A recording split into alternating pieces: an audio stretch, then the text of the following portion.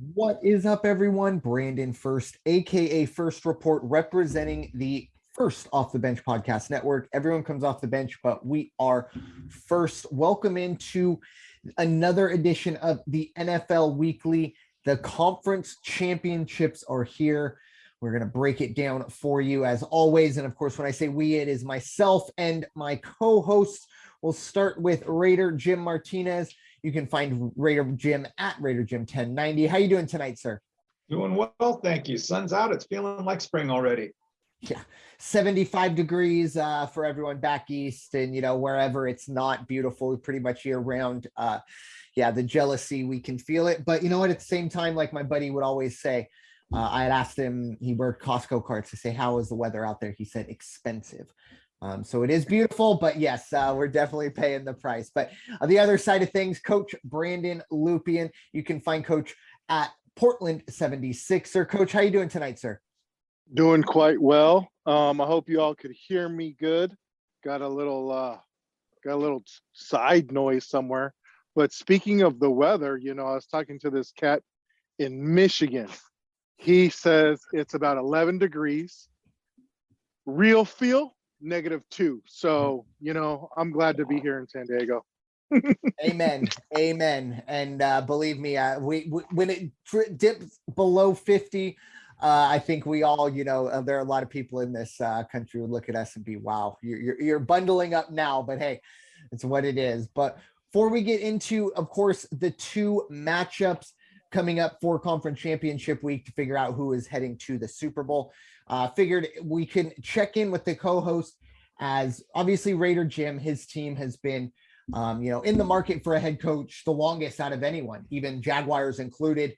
And then for Coach Lupian, the news broke last night that his New Orleans Saints and Sean Payton, at least Sean Payton, will be stepping away. And what makes, I believe, probably the most lucrative opening right now. And I think the Raiders would be up there as well. But get both of these gentlemen's opinions on what their thoughts on the situation are. And we'll start with the freshest of them all, with Coach Lupian. Obviously, Sean Payton, I believe 15 or 16 years, I believe the longest tenured coach behind either Carroll and Tomlin, maybe both. But Sean Payton was definitely a staple in New Orleans. But moving on from that sideline, Coach, your thoughts?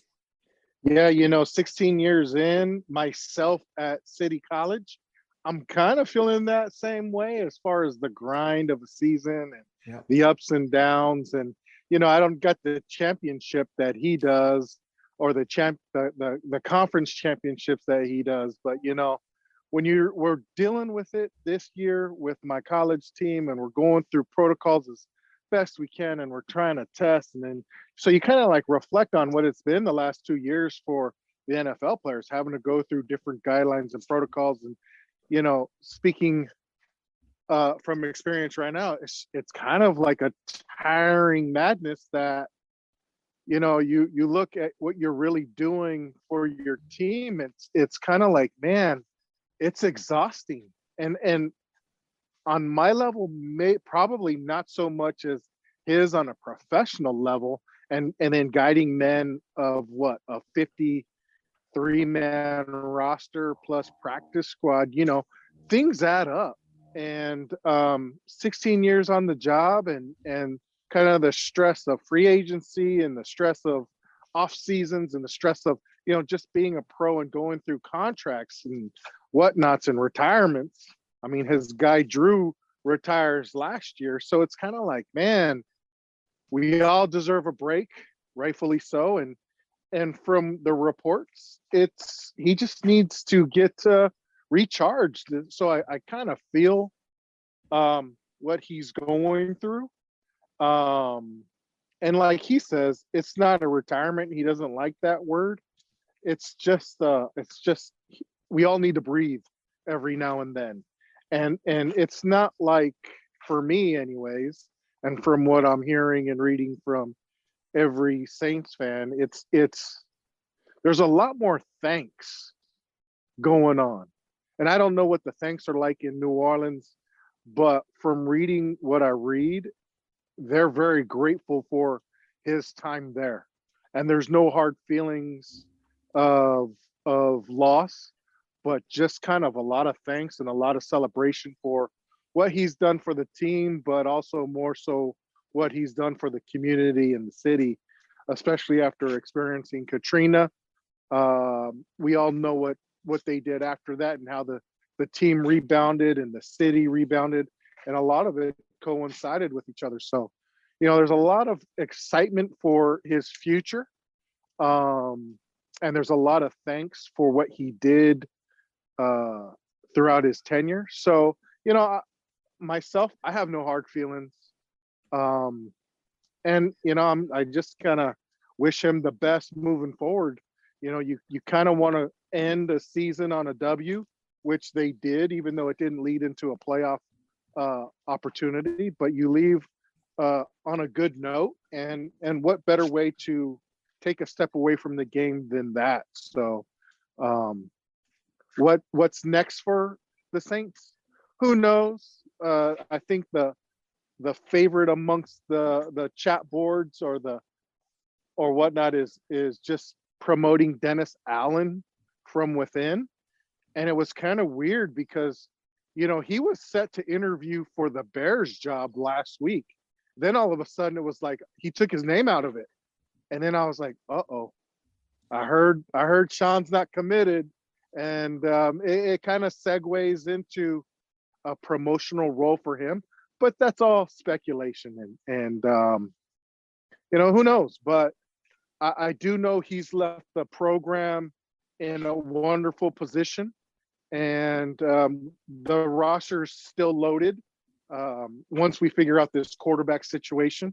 And there's a lot of talent left on this roster moving forward for the next guy. So it's we're still in a good hands with Loomis in the general manager role, and looking forward to a strong draft, and who knows what's ahead of us for the head coaching job and free agency. So it's still looking very bright in our immediate future. Yeah, it's the rumor mill, if you will, had been swirling around Peyton. And a lot of it was in regards to the announcing booth. And there's going to be a big shakeup. More than likely Troy Aikman will be doing, I believe, his final game at Fox this weekend, as he'll be moving to Amazon next year, where it's no longer Amazon and NFL Network. The only way you're going to be able to watch Thursday Night Football next year is if you have Amazon Prime. Hope you all knew that and, act accordingly, but I feel like a lot of us already have it. But moving him into that role, or, there's a lot of people talking about Mike McCarthy's future, that Sean Payton, his affinity with the Cowboys has been long documented. It seems like every time there's a coach opening in Dallas, Sean Payton's name is brought up. But I agree with you. You do need to kind of step back sometimes, take a deep breath and find a new challenge.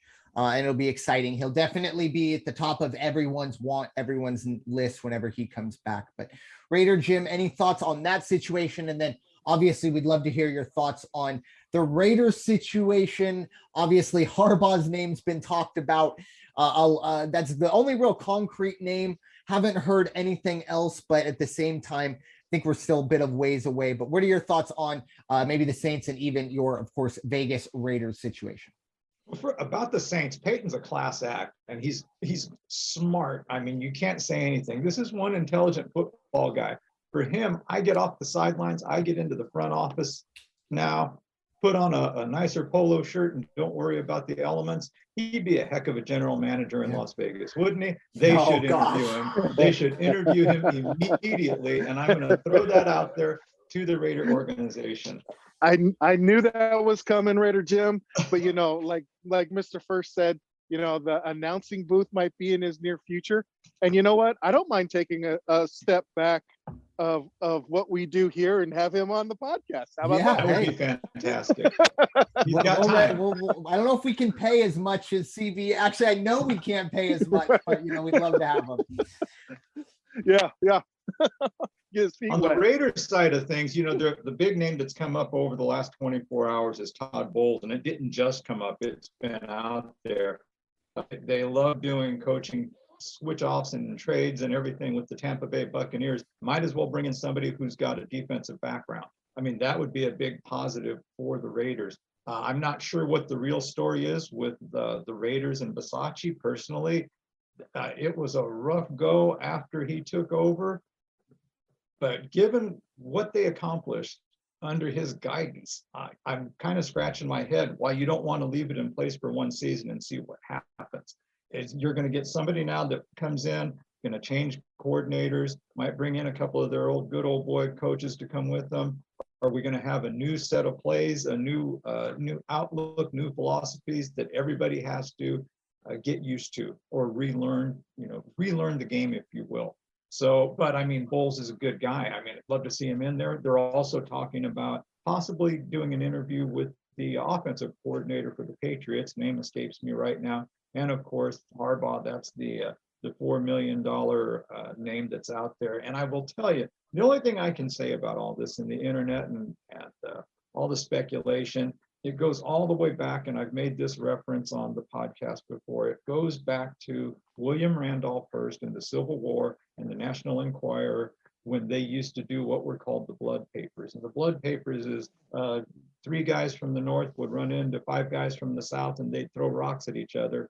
And a reporter, because they knew they had to sell the newspapers and make news and make it a good thing, they would just escalate this. This is, it was bloody battle, and they called them the blood papers. And that's how they sold a lot of the papers. And that's what this is. It gets everybody's attention. Wait, what did that say on the internet? Oh, it said that they're going to look at Harbaugh. They're going to talk to Bowles. They're going to talk, again, they're going to talk to Raider Jim any day. I just know it. I keep waiting for my phone to ring. But until it happens, until there's, I hear hard negotiations taking place, it's just too up in the air. I just really hope they don't do anything to, I hope they don't do anything that will upset the Raider Nation and bring in the wrong person. It's going to be fun to watch and read, because you will get the faction that the one camp that loves the decision, whichever way they go, and the other camp that says, oh, we should have brought Gruden back. I mean, because they're believe it or not, there are some people out there that have said that. Inevitably, yeah, there are going to be definitely some of those. Yes, Coach. So, Raider Jim, let me ask you this, okay? You're Dennis Allen's times with the Raiders. Now, do you think he got a raw deal? And what are your thoughts on him moving into that Saints role? I think he'd be great with the Saints. Did he get a raw deal with the Raiders? Yeah, I think so. The front office. So do I. Pretty screwy, if you ask me. The front office for several years. It's just now starting to look like they are once again getting a bit of a clue and figuring out how to put an organization together and get the right personnel in, both on the coaching staff, on the field. I mean, Richie Incognito is going to be gone. I was hoping he'd come back and make one last run, but they just need to cut their way, their ties with some of these players, get rid of the dead weight, if you will. Yeah. For the Raiders, you brought it up for Bisaccia. I personally think he would have, for me, he's my coach of the year. And I know that's crazy, but they're it was Bruce Arians in Indianapolis. I think he took over for Pagano, and now it was a different situation. Pagano was dealing with the cancer treatment, and they were rallying behind that. For the Raiders, they had things to rally behind, but they were incredibly negative things. And, obviously the Gruden thing, and then the Henry Ruggs, and 2 or 3 other players that off the field incidents. And he steadied the horse. I brought it up numerous times. I pronounced this team dead 2 or 3 times throughout the year. And not only did they get in, but they did it, last game of the season. They handled their business when not a whole lot of people expected them to. He righted that ship. What I would find interesting is, I don't know, I know it's in the legal stages and things like that. The Raiders paid a lot of money, or are going to pay a lot of money, to John Gruden, unless they get out of that completely, which I'm sure that is in the process of being figured out, well above my pay grade. But if they don't get, found in terms of, okay, you did the right thing, or, there's a chance they have to pay Gruden, X number of dollars for the next X number of years. Right. That may hinder who comes in, because the price tag on Jim Harbaugh is going to be maybe not 10 million a year, but as you brought up, 4 or 5 million. and it's not going to be a 2 or 3 year deal. It's going to probably be a lot, and there's going to be a lot of control, because that's the other thing. There's a GM opening there as well. And if you hear about the coaches, the one thing those veteran coaches, ask the Houston Texans about head coach and general manager control with Bill O'Brien. So you have to be careful with that. And I this may sound, in a negative light, but I don't mean it to be. But Rich Bisaccia is the perfect kind of, hey, like you said, keep it together for a few years. Let's build this team up, blah, blah, blah, and go from there. But if they bring in Harbaugh, I think it could be a little too much again. But we'll see how that goes. He had all the respect of the entire team and the coaching staff, and they would have rallied around it would have been just like the new coaching situation at Notre Dame. When that was announced, the players went nuts and they rallied around the new coach, and they just said, we got your back, and we're gonna leave it on the field every week for you. Yeah. The Raiders had that. The Raiders were just getting back into that. And sure, they still screwed up some plays and cost themselves, the game with silly penalties. But as far as the dynamic on the sideline and in the locker room, everything I've seen and heard, they had the makings of a real solid foundation right there. And I hope they don't do anything to put a crack in that foundation. Gotcha. Awesome. Good stuff there. We'll definitely have some news obviously coming in the next, and I will say, I brought it up last week, I'm actually a fan of this. I'm glad that no one's been named, although Byron Leftwich apparently is very close to being named the Jaguar head coach, but Adam Schefter has said that deal's not close. So, it's out there, but no openings have been filled, 9 of them. And I think that's great, because there are a lot of very deserving coordinators that aren't taking interviews, as they shouldn't right now, maybe in the off week of the Super Bowl, but right now you gotta worry about what's in front of you. But hopefully the Eric Bieniemys and the D'Amico Ryans, guys like that, will get a chance to be interviewed and people don't jump the gun. But I think we're almost there. And speaking of that, it is time, of course, to speak on the conference championships coming up after a weekend that I think for all football fans, at the very least, is a top 5 weekend of football. For me, it was the best I've ever seen, or at least that I can remember, all 4 games ending on the final play, culminating in arguably one of the craziest, the wackiest games maybe we'll ever see, Kansas City and Buffalo. But it was Kansas City who became victorious, and Cincinnati, who went to Tennessee and advanced to the first conference championship since 1990. So the line now is 7. Kansas City favored over Cincinnati. The over under here is 54.5. Raider Jim, this is obviously your jurisdiction with Kansas City and the AFC West. We saw what happened with both of these teams last week, and the offenses looked ready to do another shootout, and that's what we're looking at 54.5. But what are your thoughts on the AFC Championship for the right to represent that conference in the Super Bowl? Well, let me lead off by saying it looks like this year, contrary to 1 year ago, I think Patrick's toe is feeling better. I mean, my goodness, that was just what a performance. AFC West, I don't care what team he's playing for, you cannot watch that game, either side of the ball, and just be wowed by the quarterback play of the Bills and by the Chiefs. Not so much on the defense, but hey, offensively and going forward now, you're going to have the Bengals, you're going to have the, it's the Chiefs and the Bengals. Yeah. And they are playing in Kansas City. Is that correct? Yes, it is. I'm going to check the weather right now. Yeah. So I don't think it's going to be the same result as it was earlier in the year. You can't take anything away from Joe Burrow. One of his coaches made the remark, the guy plays quarterback like a linebacker. He's a tough customer, man. And that wide receiver he's got, you shouldn't play that good as a rookie, but my goodness, he plays like a seasoned veteran already. But you and I talked about it before you hit record, and that is, it must be a lot harder than what we think when the obvious is happening. What are they going to do? We're going to throw it to that guy. Okay. I mean, they might as well just call the play at the line and go, we're throwing it to him. He's going to cut down. He's going to make a juke on the right, and then he's going to go over the middle. So that's where I'm throwing the ball. But there's nothing that can be done about it. So what happens in Kansas City, though? What are they going to have to do? They obviously can just, when they need to, they just shift gears and they go into this offensive juggernaut that they are and that they have been. And I think that made a real statement the way they played the last part of that game on Sunday evening. And it is going to be a good game, high scoring game. But I think Kansas City defense is going to be out there a little more prepared. If they do get their safety back, because that was a big blow to them when he went out with 2 plays into the game. I think he was out in the blue tent, and that you could see that did affect them a little bit. But they persevered.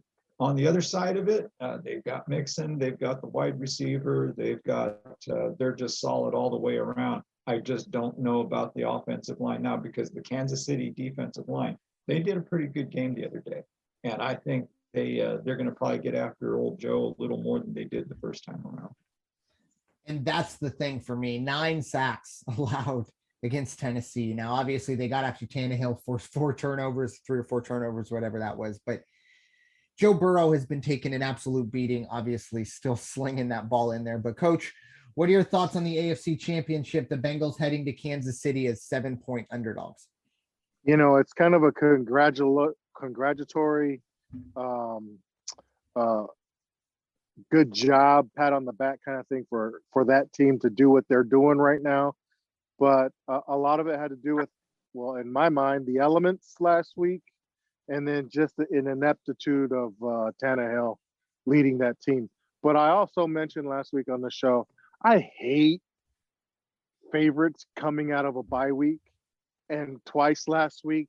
That's kind of what I feel was the difference between the preparedness and the readiness of each one of those teams going out of that bye week.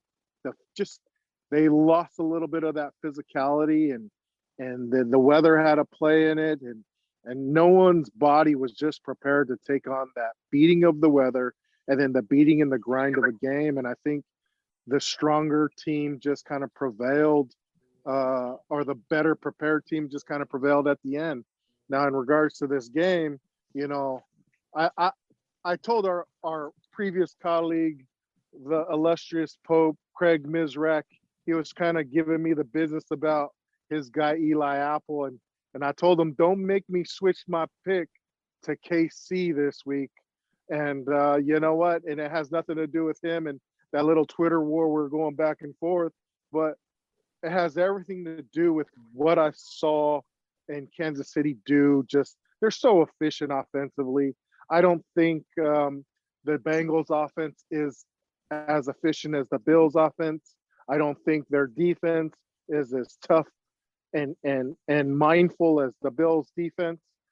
They make plays, don't get me wrong, and half that team are Saints, half that defense are Saints anyway. But, I don't think Trey Hendrickson's going to have an easy day. I just don't see the defense making enough stops against the efficiency of that offense. And, I like KC 7. And depending on the weather, I like the over if it's nice. I like the under if it's bad. So, take that for what it is. Yeah, take the over then, because it's going to be in the 40s, which, mid-January or late January in Kansas City.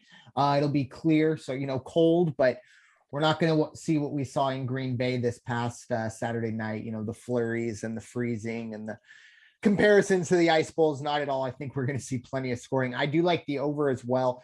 It has swelled. I think it opened at either 51 or 51.5. And now, up to 54. That really kind of shows you, I think a lot of people are expecting to see more of the same. I'm with them. I think after the past week with both of these teams, we're going to see plenty of scoring. I would like it a little more 6.5. I like Kansas City here again. And I've kind of brought it up. You just keep riding with them until until it's not good to ride with them anymore. And they've been incredibly, profitable over the last 2 months. And they've covered very well. And I think 7 here might be a bit too much. Even 6.5 may be a bit too much.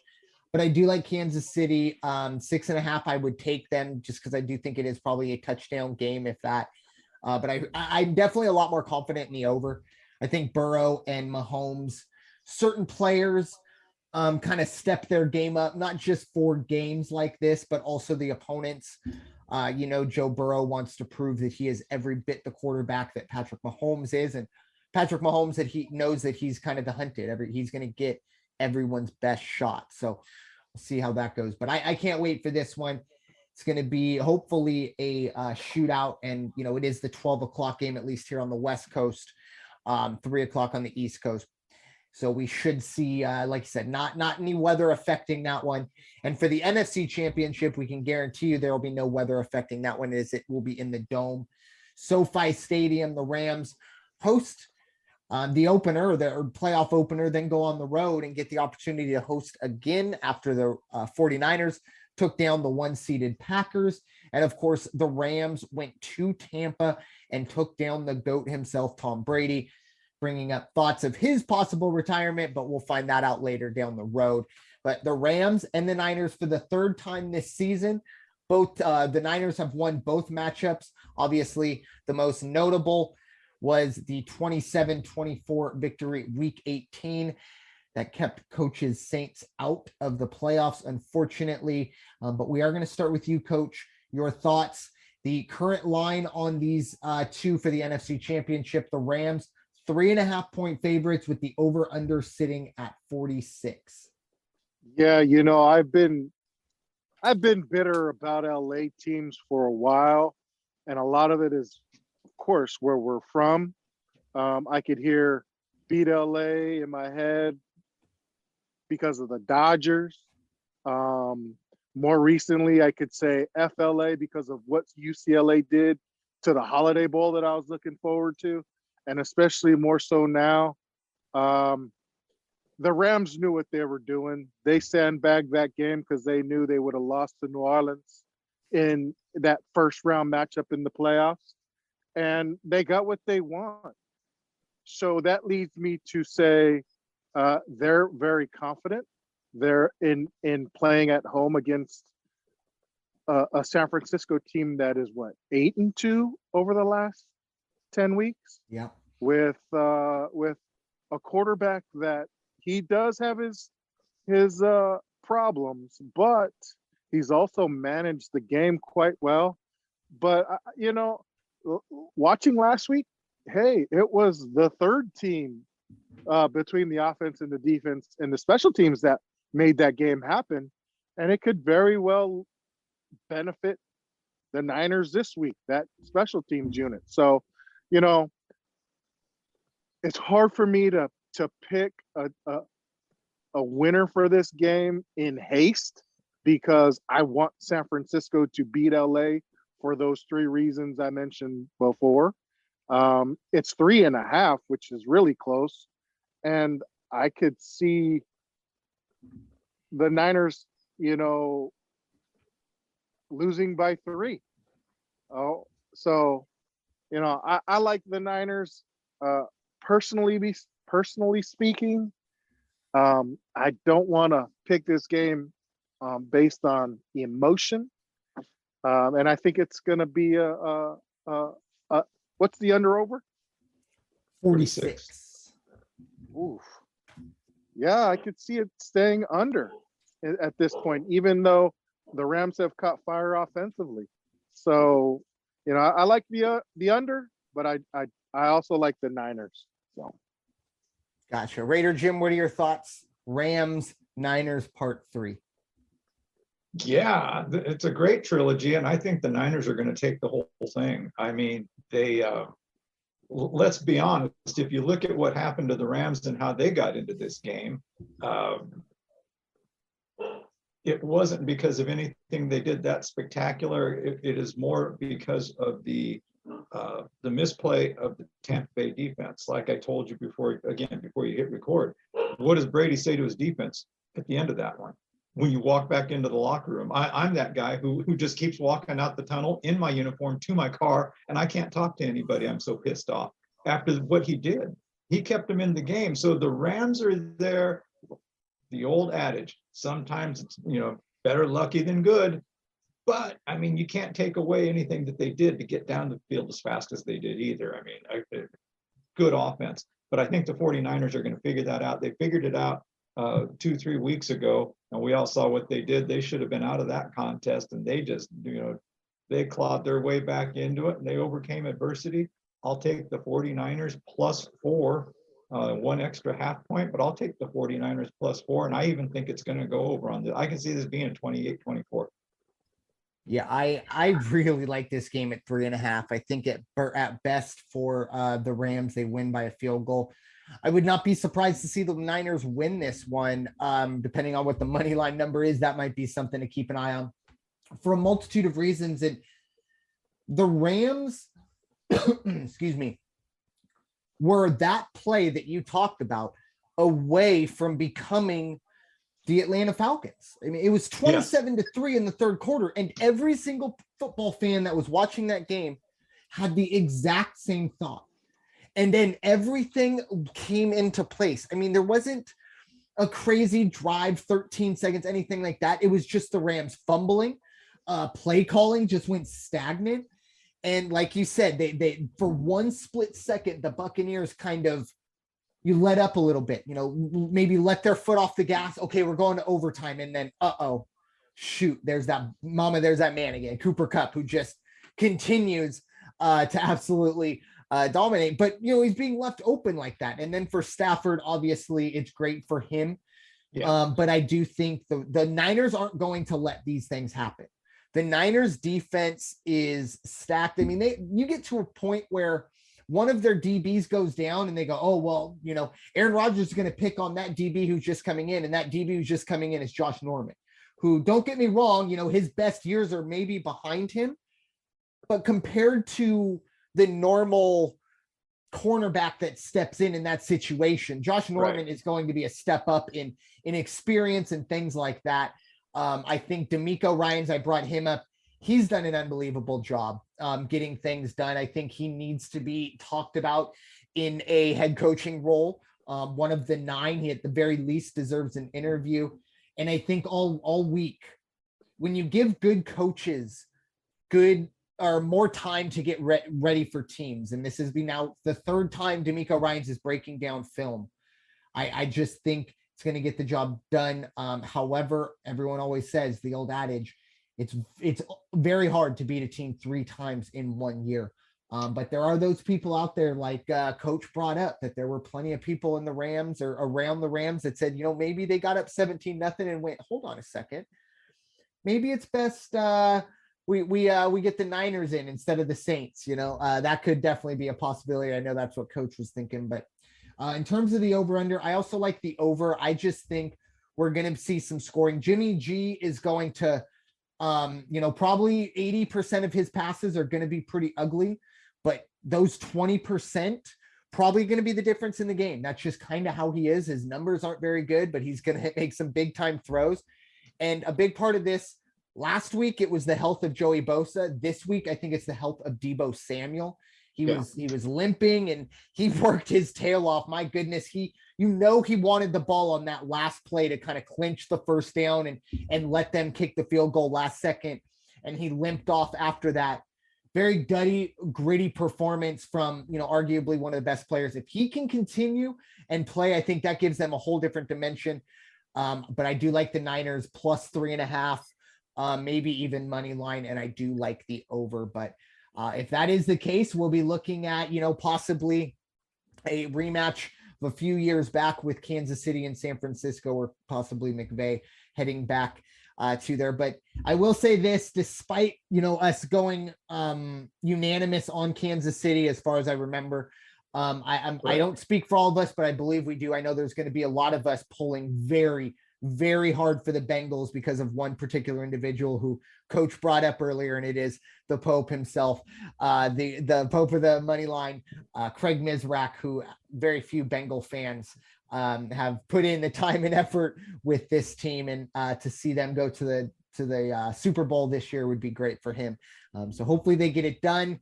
For my betting side, hopefully not, but let's have some final thoughts. We'll start with you, Coach Lupian. Final thoughts as we get ready for really essentially the final 66% of football we'll see this weekend.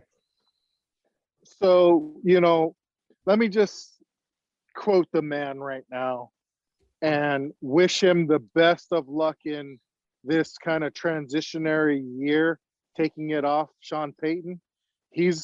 I'm rooting for Von Bell. I'm rooting for Trey, and just a little bit for Eli. Coach Pope Mizrach, you say you wear your Chris Collins jersey and you dealt with all that, all the grief over the years. Like Mr. Ferst said, we all are kind of rooting for the Bengals, but we kind of know on betting standards, we're going for the KC.